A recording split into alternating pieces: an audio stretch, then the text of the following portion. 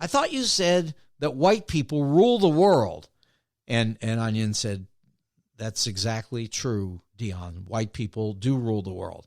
And Dion said, well, Grandpa, explain to me about that white guy over there who is laying in the gutter. And Onion said, Dion, everything I've told you is true. The white man does rule the world, just not that one. That particular one. Yeah. So he was speaking of the collective, not the individual. Right. Yeah. I don't like to go down this path so much. Two white guys in front of a microphone talking about black folks.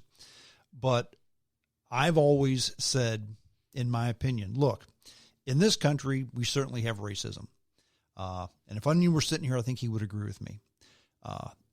If you and I, as white guys, if we want to accomplish if we want to get this job, if we want to be fill in the blank, we may have to put in 10 resumes to get that job. If you're black, you might have to put in 15. So my advice, if you're black, then put in 15. You just put in the extra work. Because I think things have gotten better in this country. I know, perhaps you disagree. I think Onion would disagree based on what you had to say. But things have gotten much better in this country. If you're black in this country, it's still tough because we still have passive and aggressive racism in this country. We just do. It's harder for a person with a black face to make it than it is for a person with a white face. Now, different jobs, different neighborhoods, different things. Sure, there's always exceptions to the rules, but it's harder for the black one than the white one. And you bring up the whole Hispanic thing. For some reason, everybody in this country still wants to kick those with the black face. And by the way, that includes black people want to kick those with a black face. Happens. Yeah. I know a guy who employed some Mexican-American. Now, they're not Mexican-Americans. They were illegal Mexicans. Employed them to do work in his neighborhood, okay? And Cinco de Mayo was coming up. And they said, hey, where's a good place to do Cinco de Mayo? He said, well, come to our neighborhood. We're having a great Cinco de Mayo. Where do you live? In this area here. Oh, I heard that in that area you go here for this, and it's a great celebration. And they said, nah, don't go there. That's just a bunch of black people who want to take your money. Go here. This is much better. These people were illegal aliens, and they were still kicking the black man. Almost like, okay, we may suck, but he sucks worse. Yeah. How much do you know about the Prisoner of Love? There's a song about it. Okay.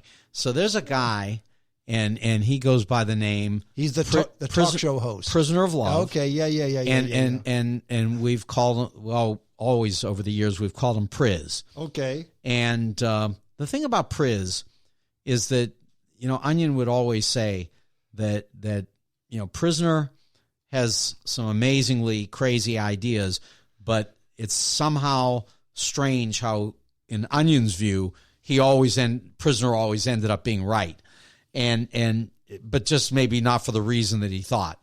But the thing is that Onion and Priz were very, very close friends, and they truly loved each other. And Prisoner would call me all the time and say, I'm so angry with Horton. He will not return my call. He only talks to you because you're the white man, and I can't get a phone call back, And so there would be that kind of banter that would go on. But today, Priz does some of the radio with me that I do. So he's still around. Oh, Priz is around. Okay. Priz is around. Very sharp, very funny, really excellent. He does a lot of things. He writes funny things. He's written a couple of books that, all anti-white. Prisoner, has no interest in white people, and the same story. Doesn't trust them. Prisoner will say, not what you said. You talked about put in some more resumes. Prisoner would say, nah, look, you just got to take care of yourself and just find a way to do better, and don't worry about doing anything with a white man because they're going to cause you nothing but trouble any way you cut it. And Priz always talks about Black Wall Street in Oklahoma, which, was burned to the ground. And he says, it's never coming back, and black people are never coming together. And, I would always say to him, well, look, Priz, black people do vote together, And Prisoner's answer is, well, I don't vote and I never would vote. And he doesn't. He's never voted.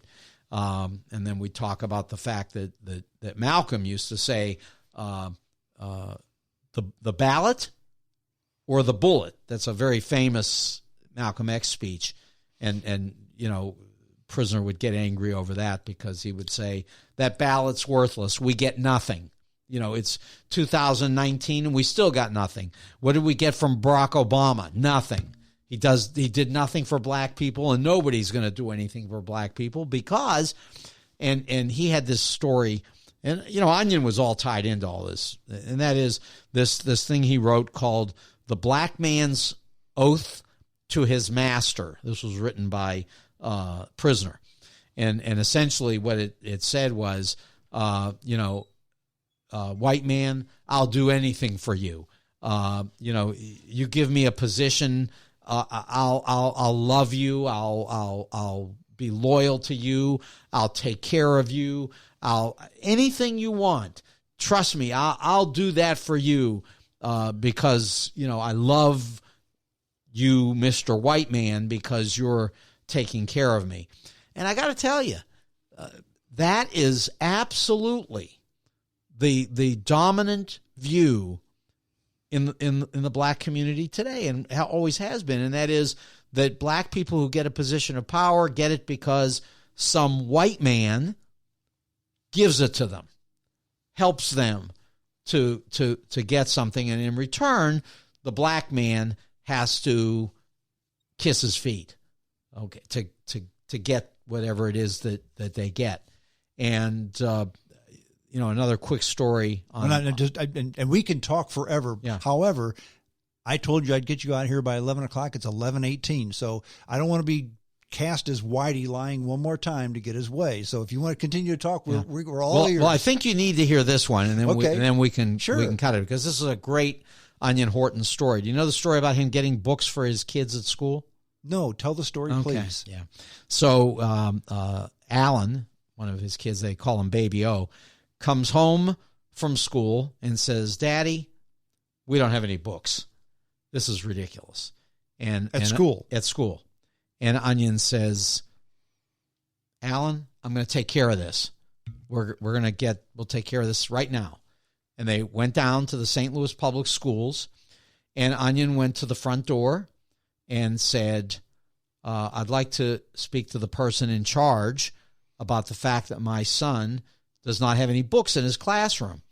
And then Onion said, and by the way, don't bring me anybody with a black face. He said, I want the white man who runs this place. I don't want to hear, don't send me anybody black. I'm not even interested. I know the story. Do not send him up here. And so they did bring a white man to talk to Onion. And Onion said, look, we want books and we want them now. And the white guy said, look, Mr. Horton, I will get you the books. We don't want to fight with you. We don't want you, but it's going to take a little bit. But we'll get it for you. We'll get you the books. And Onion said, look, here's the deal. If you don't get me those books today, I will very simply go to the telephone and call channel 2, 4, 5, and 11 and tell them that there's a race riot in the St. Louis Public Schools. They said, please don't, Mr. Horton. You'll have your books today. It's Onion. Yeah, he got it done. He was certainly a giant in the industry. He's missed. He was informative, divisive, but more than anything, he was very entertaining. Onion Horton was good radio. And we don't have enough of that today. Yeah, he was extremely entertaining, and I can also tell you that in person, he could put on that charm like you wouldn't believe, and he was just great at it. And people in politics in St. Louis really liked him because he knew he could get on the air and make you crazy, and then he could come right at you in person in a way that was just tremendously endearing, and people really did love him. Yeah, I know. I loved listening to him, and I'm sorry that I never got to meet the man. Yep. Mark, thank you very much. We could talk forever. I would talk forever, but I know you're just coming home from an overseas trip, and you've got stuff going on. Something's happening. Something's happening. Where can people see something's happening? Really, what you said, which is if they go to talkstl.net, that'll get them there. They'll find it. There you go. And yeah, that's the address. And Jamie and I will be back on the regular airwaves soon. We have a deal that's cooking right now. Very good. And it's also likely that the television will not be far behind. Outstanding. We're looking forward to it. Thank you. Mark Kasen, thank you so much for being on. I appreciate it. You bet. Well, that's it. We're done. Hope you enjoyed the show. JamesStrongShow@hotmail.com. That's the email address. Send me your email address, and I will go ahead and send you a link to the podcast upon publication. You can also listen to the podcast on iTunes, iHeartRadio, Player FM, Facebook, Twitter, TuneIn, Radio Online, the podcast app, YouTube, Spotify, Google Podcast, CastBox, SoundCloud, and, of course, Spreaker.com. That's it. We're done. Hope you enjoyed the podcast. See you next time. Until next time, this is James Strong saying adios.